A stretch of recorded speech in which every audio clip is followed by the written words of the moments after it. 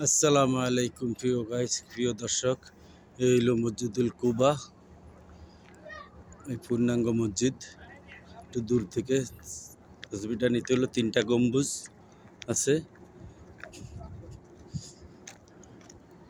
এই মসজিদে নামাজ পড়লে, 2 রাকাত নামাজ পড়লে আল্লাহ সুবহানাহু ওয়া তাআলা এবং আল্লাহ রাসূল সাল্লাল্লাহু আলাইহি সাল্লাম ঘোষণা করছেন যে একটি উমরার সওয়াব দেওয়া হবে।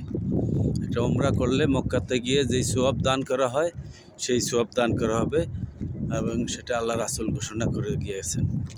এই সেই মসজিদে কুবা, ঐতিহাসিক মসজিদ। এখানে আইসা আল্লাহ রাসূল সাল্লাল্লাহু আলাইহি সাল্লাম প্রথম অবস্থান করেন, এবং প্রতি শনিবার দিন আল্লাহ রাসূল সাল্লাল্লাহু আলাইহি সাল্লাম নিজে কখনো পায়ে হেঁটে অথবা সাওয়ারিতে চড়ে আইসা নামাজ পড়তেন প্রতি শনিবার। ওয়া আখির দাওয়ানা আলহামদুলিল্লাহি রাব্বিল আলামিন। আসসালামু আলাইকুম ওয়া রাহমাতুল্লাহি ওয়া বারাকাতুহু।